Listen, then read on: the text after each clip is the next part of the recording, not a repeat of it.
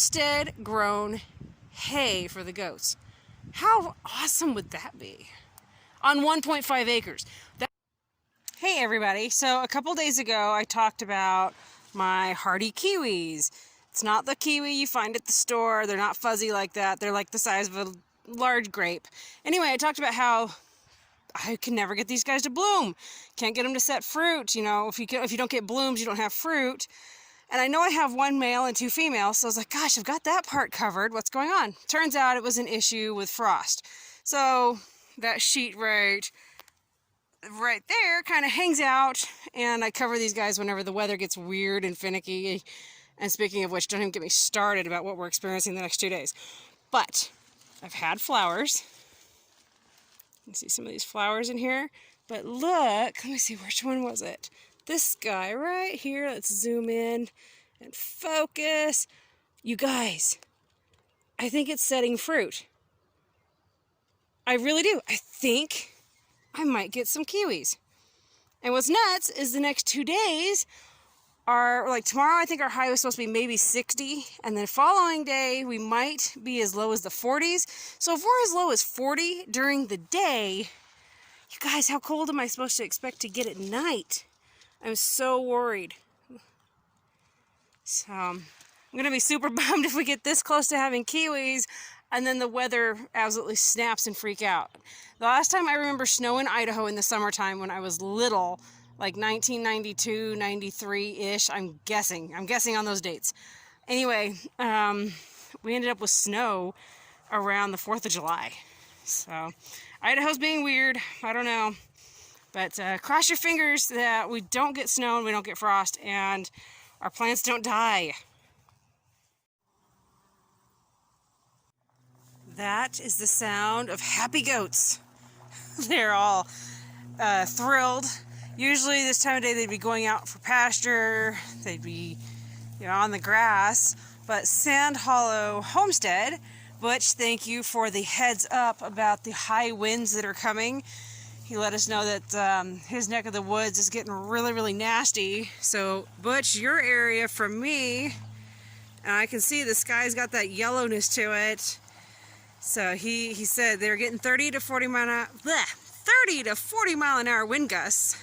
And so if he's getting it, I knew I had 10 minutes, 30 minutes tops. And actually, if you guys can see that tree over there, the tops of the trees are just now starting to move. So there we go. I hit the 10-minute mark running out here to take care of the critters. And here it's coming. We actually have this huge storm coming at us right here also.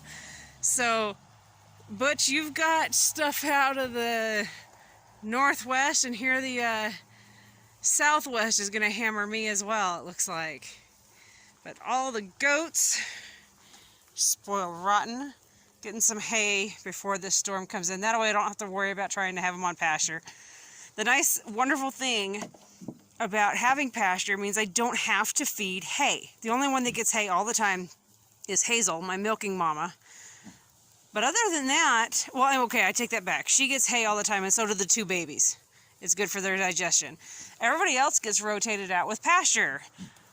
But when the weather gets yucky, because they're on pasture and I have a small stockpile of hay, it means that I can quickly toss hay out and get back out of the weather and out of the danger zone.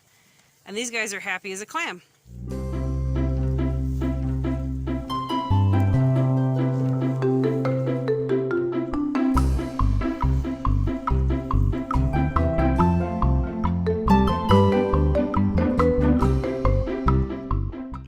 Butch, your direction is looking really nasty. You guys must be really getting it. So far we're just getting a light breeze, and then we get this real weird eerie stillness, and then we get a breeze again. So, but this storm over here, it's getting some fun, interesting shapes to the clouds going. And we heard one little bit of thunder from it. It kind of grumbled a little bit. But so far, that's about it for us. But of course, now I say that, and here comes a breeze. Well, that's more than a breeze. That's some wind. Yeah, the sun's getting harder to see. We're about to get it. Everybody hold on to your pants. Here it comes. Watch this.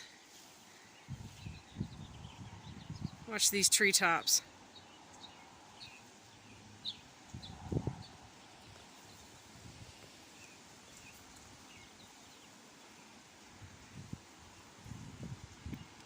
I was on the Friday night special that Camp Patton family compound, Gil, his special that he puts on Friday evenings. It was a really interesting conversation about preparing, you know, how city people prepare for different situations versus how there goes the wind. Oh my heck. Whoa. Anyway, it was a really great conversation about preparing from the city side point of view versus our country homesteady side. So that was just such an awesome, interesting conversation to have with everybody tonight. But I do appreciate, Butch, that you gave me the heads up, because it did give me the time to get out here and get my chores done before this hit. So I wasn't, gotta get a face full of hay, because that's never any fun at all. But, so thank you, Butch. Appreciate that heads up. Man, you guys, look at this. Oh boy. Idaho's throwing a tizzy. We had a high today. I think I said this. 93 degrees Fahrenheit was our high today. And tomorrow we will be lucky if we hit 66, it said. Well, that's a good breeze. Anywho, yeah, crazy weather pattern change. And then they actually gave us a frost warning for, potentially a frost warning for Monday night, Tuesday night. So, all those plants that have been hanging out in my greenhouse, because I've just had this really odd feeling, I'm so glad I don't have everything out in the garden. It's going to put me behind when it comes to gardening, I think, but we'll see. We will see. I'm thankful I don't have to go out there and try to cover a whole lot, because that's going to get stressful. Oh, is that all the wind we're going to get? I don't know. They said the rest of this weekend's going to be just crazy rockin' weather, so it'll be interesting to see what we can film tomorrow. I have a homestead question for all of you. So this is my pasture that I haven't let the goats out into yet because they've had so much access to excellent grass in my other pasture over there. Anyway, does anyone have experience with a hand scythe? You know, the deal that death carries. Anyway, it's a scythe. At least pretty sure that's how you say it. And I've seen the videos of people cutting fields and grass with it. Anyway, I was wondering, does anybody have experience with one? Do you have one that you would recommend? Do you have any you're like, oh, no, stay way away from that? I seriously want to cut my field. I don't have access to a tractor to get in here, and it would be stupid trying to get a tractor in here. It's just too small for that type of a thing. But there's no reason I can't figure out quickly how to hand cut this. I would have to do it after our irrigation day on Thursday ends on Friday, so cut like on a Friday night, let it lay, and then pick it out of this pasture, rake it, and pick it. And we've actually, Henry and I, my oldest Henry, he's got an idea that he found plans for how to build a baler using wood, and just you stuff the hay in there and you bale it. Anyways, and we can do that, and we can get a hold of twine. I just was wondering, does anybody have advice for a scythe? Is there, like, seriously, do you recommend one? Do you say run away, go the other direction, don't even look at one? You know, so seriously, let me know if you guys have any info that you can share with me. I would appreciate it so much. And not only me, but the goats would really love you. I mean, come on, that would be my first ever homestead grown hay for the goats. How awesome would that be? On 1.5 acres. That's the other thing, you guys. I am doing this on 1.5 acres. Every single year I astound myself and I go, oh my gosh, I just did that. Well, guess what? This year, I'm going to figure out how to do our own hay. It won't be enough, but I'm going to figure it out. At least that's the plan.